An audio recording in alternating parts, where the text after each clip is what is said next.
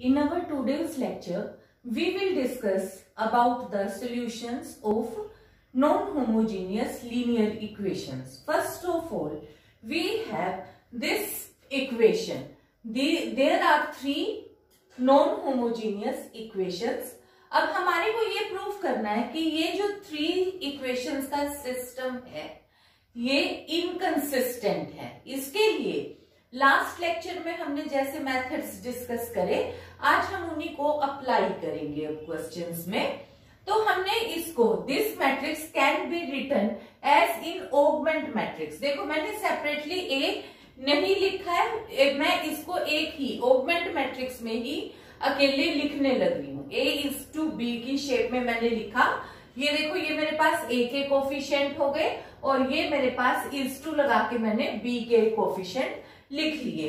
अब इससे मेरे पास अब यहाँ पे क्या आया, क्योंकि मैंने एक्लन फॉर्म यूज करनी है, तो जब मैं ट्रांसफॉर्मेशन यूज करती हूँ तो मेरे को कोई फर्क नहीं पड़ता कि मैं इस इक्वेशन को नाम 1 दे दूं, इसको 2 दे दूं, कोई फर्क नहीं है.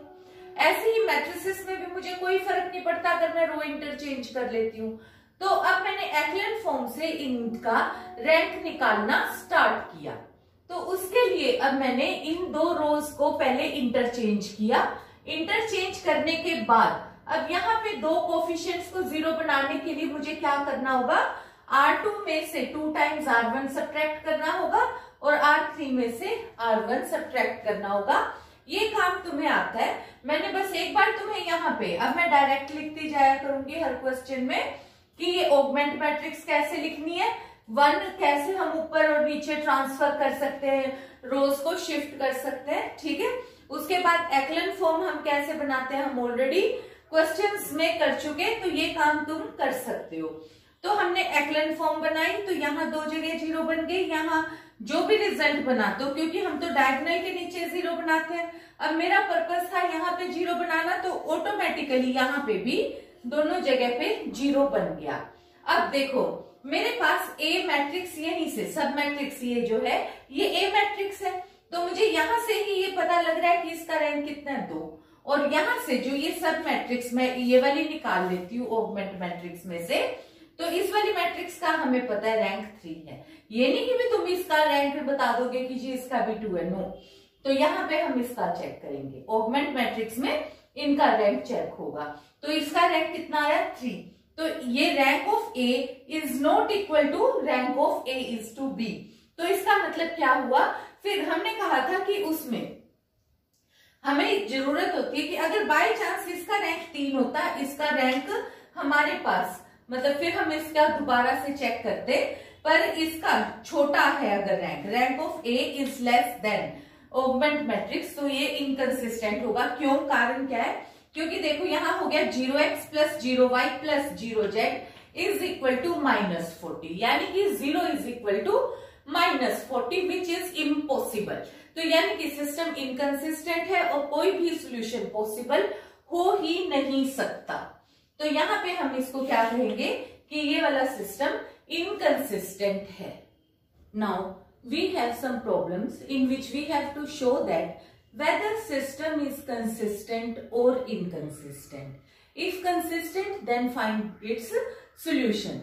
तो इसमें हमने क्या किया, देखो सबसे पहले हमारे को ये 3 इक्वेशंस दी हुई थी, हमने इसको ऑगमेंट मैट्रिक्स की शेप में लिख लिया. मैं हर क्वेश्चन को ऑगमेंट मैट्रिक्स में लिख के ही सोल्व करने लग रही हूं. तो ऑगमेंट को मैंने एक्लन फॉर्म में शेप में बदल दिया. ठीक है, तो पहले मैंने ऑगमेंट में लिखा, फिर एक्लन फॉर्म में लिखा. तो देखो पिछली बार हमारा जो क्वेश्चन था तो यहाँ -40 आ गया था, तो इस वाली मैट्रिक्स का रैंक हमारे पास 2 था, इधर 3 था. पर अब इस बार मेरे पास ए मैट्रिक्स का भी रैंक और ए इज टू बी यानी कि ऑगमेंट मैट्रिक्स का भी रैंक 2 है. दोनों का रैंक क्योंकि बराबर है, तो इसलिए ये सिस्टम कंसिस्टेंट होगा और इसका सॉल्यूशन एग्जिस्ट करेगा. अब देखो क्योंकि अननोन इसके अंदर कितने 3 और इक्वेशंस हमारे पास कितनी बची है 2 और लास्ट रो कौन सी आई है 0, यानी कि एक रो 0 बनी है, तो इसके अंदर कितना एक इंडिपेंडेंट सॉल्यूशन होगा.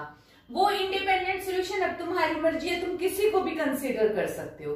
तुम चाहो तो x को भी 0 के कंसीडर कर सकते हो और इन दो इक्वेशंस से फिर बच जाएगा yz, और yz यहां से भी वैल्यू निकाल सकते हो, पर जनरली हम z को इक्वल टू k प्रेफर करते हैं।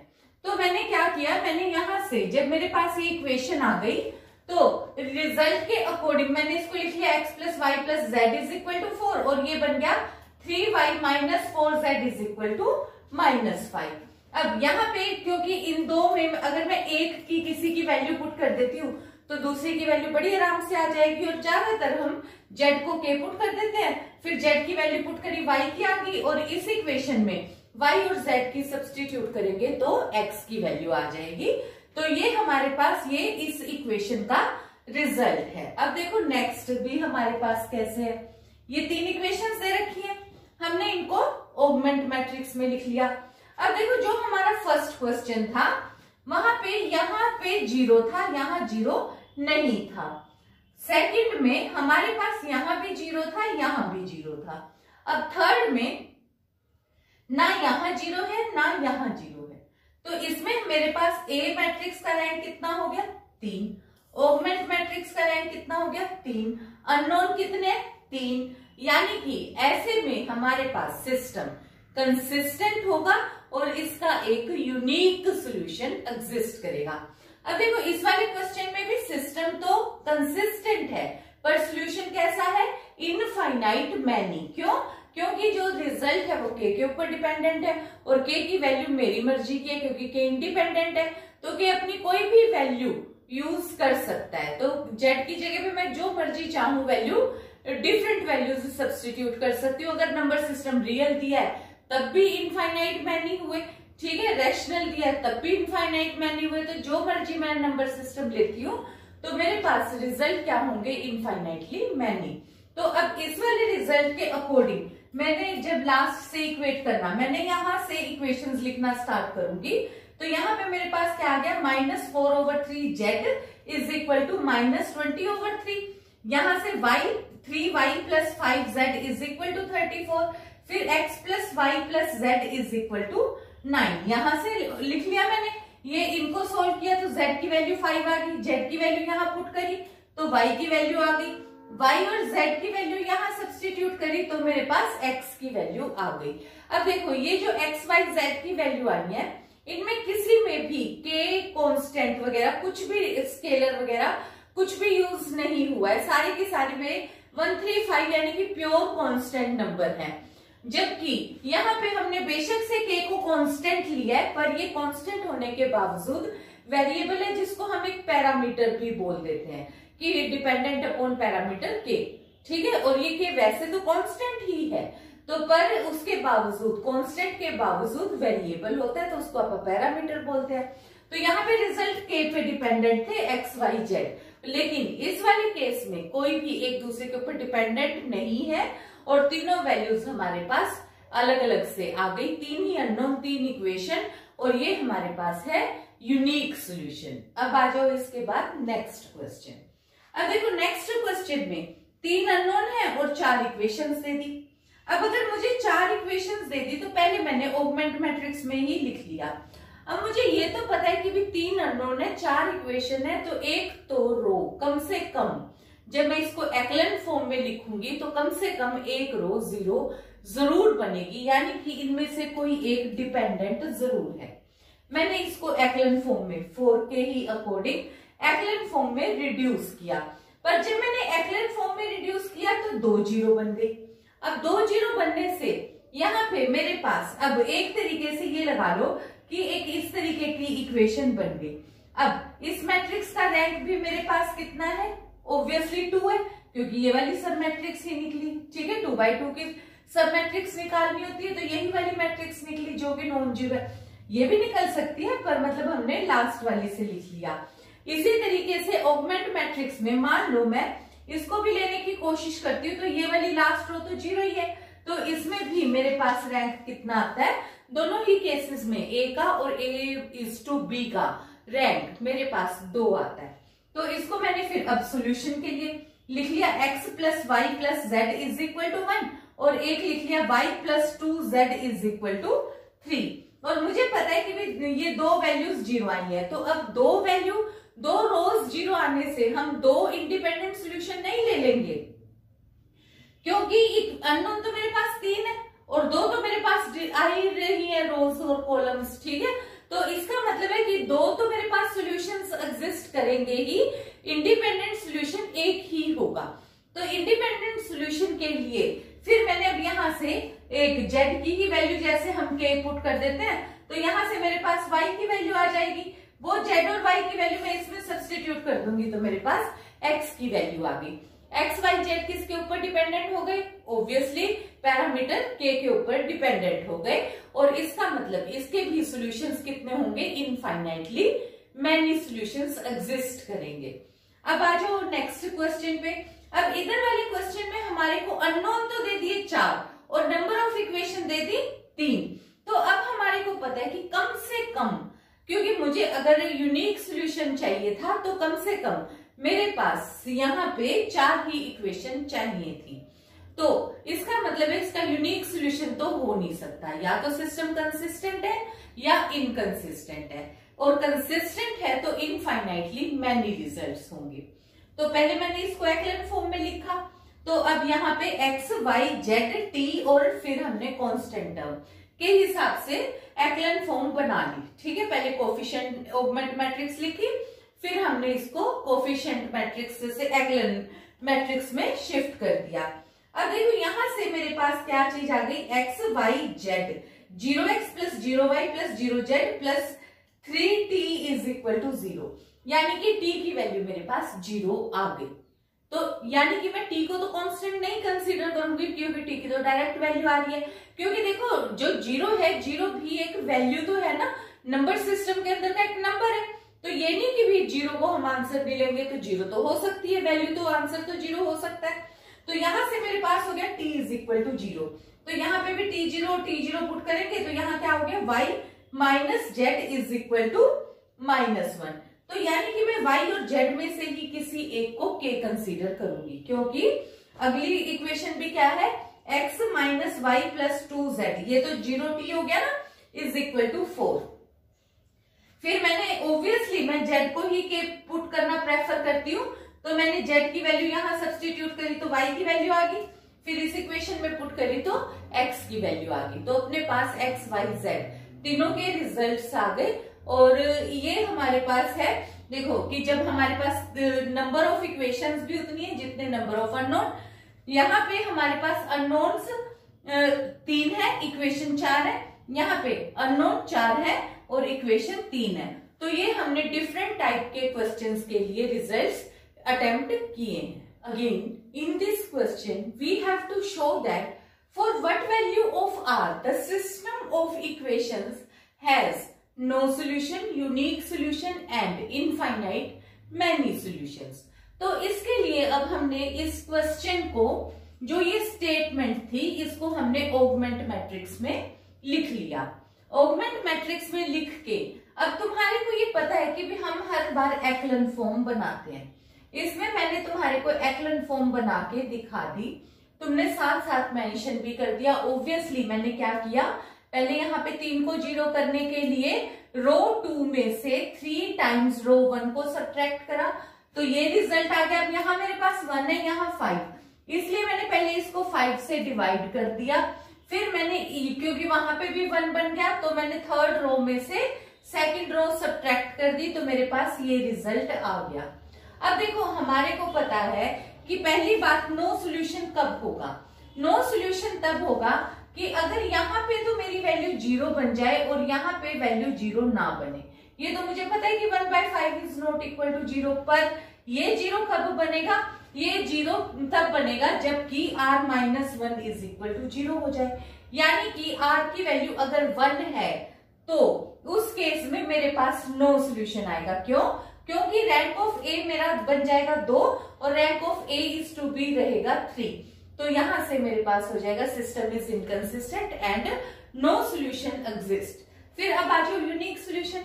यूनिक सॉल्यूशन के लिए हमारे को क्या चाहिए कि तभी हो सकता है जब दोनों का रैंक सेम हो और equal to number of coefficients हो। तो अब हमने यहाँ पे कहा क्योंकि नंबर ऑफ कोएफिशिएंट 3 है अननोन, तो अननोन 3 होने करके हमारे को ऑर्डर भी रैंक भी 3 ही चाहिए। तो rank of A should be equal to rank of A is to B should be equal to 3। तो उसके लिए मेरे को ये वाली वैल्यू 0 नहीं चाहिए। तो अगर ये 0 नहीं है तो देखो ये केवल और केवल किस एक वैल्यू के लिए 0 बनता है, जब मैं r की वैल्यू 1 पुट कर देती हूँ, अदरवाइज किसी भी वैल्यू के लिए यहाँ पे 0 नहीं आएगा। सो मैंने कहा कि ऑलवेज या तो यूनिक सॉल्यूशन होगा, या तो R1 होगा या R1 नहीं होगा। अगर 1 है तो नो सॉल्यूशन और 1 नहीं है तो यूनिक सॉल्यूशन। अब हम चेक कर लेते हैं कि what about infinite many solution. Infinite many solution वाला केस भी मैंने डिस्कस कर लिया। अब उसके लिए मुझे यहाँ पे भी 0 चाहिए था और यहाँ पे भी मुझे 0 चाहिए था, पर मुझे पता है कि 1/5, क्योंकि रैंक जो इनफाइनाइट सॉल्यूशन तभी आता कि जितने अननोन है उनसे कम एक रैंक होता, तो ही मैं z को k कंसीडर करती। तो अब यहाँ पे रिजल्ट में क्या है कि 1/5 तो कभी भी 0 हो ही नहीं सकता। तो यहाँ रिजल्ट कभी भी 0 ना होने की वजह से ऑगमेंट मैट्रिक्स का रैंक कभी भी 3 से कम हो ही नहीं सकता। तो इसलिए इनफाइनाइट सॉल्यूशन इस रिजल्ट में एग्जिस्ट नहीं करेंगे। Again in this question we have to show that for what value of a and b the system of equations have no solution, infinite many solution and unique solution। तो last question की ही तरह पहले हमने इसको augment matrix में लिख लिया। पहले हमने बता दिया कि ए ये है, एक्स ये है, बी ये है, ठीक है। फिर ऑगमेंट मैट्रिक्स भी बता दिया। फिर हमने जो ये ऑगमेंट मैट्रिक्स थी उसको मैंने एक्लन फॉर्म में कन्वर्ट कर दिया। एक्लन फॉर्म तुम्हें पता है कि मैंने डायगोनल के नीचे 0 बनाया है। मैंने एक्लन फॉर्म इस तरीके से बनाई है कि पहले यहाँ 2 जगह 0 बनाई, और क्योंकि यहाँ 1 1 था तो मैंने यहाँ पे कंफर्टेबल होके यहाँ से 0 बना ली पहले, ठीक है। तो मेरे पास ये जो रिजल्ट आया है एक्लन फॉर्म में इस शेप का आ गया। अब देखो अब तक 90% तुम्हारे को आइडिया हो चुका होगा कि नो सॉल्यूशन कब होगा, जबकि ये वाली वैल्यू तो 0 हो जाए और ये वाली वैल्यू 0 ना हो, यानी कि rank of A will not be equal to augment matrix.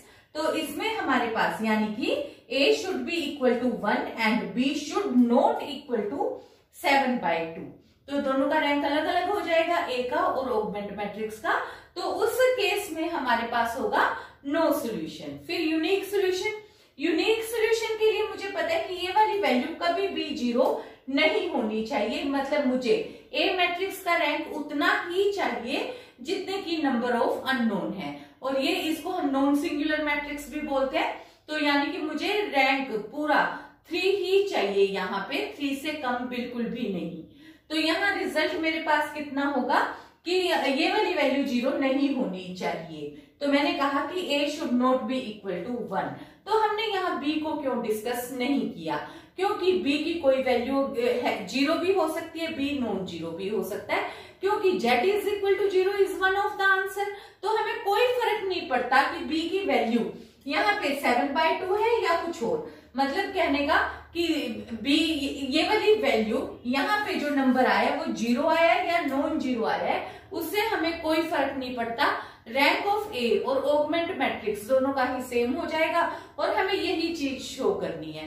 तो एक value z is equal to 0 हो सकता है, तो हमें उसका कोई फर्क नहीं। तो देखो हमने इसी करके यहाँ पे b की कोई वैल्यू मेंशन नहीं की है, हमने सिर्फ a को ही डिस्कस किया है। इसके बाद इनफाइनाइट मैनी, इनफाइनाइट मैनी में अब तुम्हें ये भी पता है कि ये वाली वैल्यू भी 0 होनी चाहिए, ये भी 0, यानी कि ए मैट्रिक्स का और ऑगमेंट मैट्रिक्स का रैंक सेम होना चाहिए और should be less than number of unknowns. तो नंबर ऑफ अननोन 3 है, तो यानी कि 3 से छोटा 2 या 1 होता। तो हमने यहाँ पे इसका मतलब ये वाली वैल्यू भी 0 और ये भी 0 होनी ही चाहिए, यानी कि a should be equal to 1 and b should be equal to 7/2। In the same way, we have to show that for what value of lambda and mu the following system of equations have no solution, unique solution and infinite many solutions। तो सबसे पहले हमने इन 3 matrix की equation को linear equations को हमने augment matrix की shape में लिख लिया। ऑगमेंट मैट्रिक्स में लिख के मैंने इसको एक्लन फॉर्म में शिफ्ट कर दिया। अब देखो मुझे पता है कि अब नो सॉल्यूशन के लिए क्या होना चाहिए, lambda -3 not equal to 0 and mu -10 should be equal to lambda -3 should be equal to 0 and mu -10 should not equal to 0। तो ये वाले जो रिजल्ट्स हैं देखो हम अब 2-3 बार कर चुके, लिख भी चुके कि rank of A should not be equal to rank of A is to B matrix, वो हमने सारा मेंशन कर दिया। तो सिस्टम इनकंसिस्टेंट हो जाएगा, वो सारा हम एक्सप्लेन करते जाएंगे क्योंकि हम तो एक टाइम में एक ही क्वेश्चन सॉल्व करते हैं, यहाँ हम बार बार सॉल्व कर रहे हैं तो इसलिए हमने सिर्फ शॉर्ट में लिख दिया। तो यानी कि नो सॉल्यूशन के लिए मुझे पता है कि ये वाली वैल्यू 0 हो और ये वाली value should not be equal to 0, means lambda should be equal to 3 and mu should not equal to 10। तो यहाँ पे मेरे पास ऐसे में इनकंसिस्टेंट और नो सॉल्यूशन। तो फिर इसके बाद मेरे पास है यूनिक सॉल्यूशन। यूनिक के लिए this value should not be equal to 0।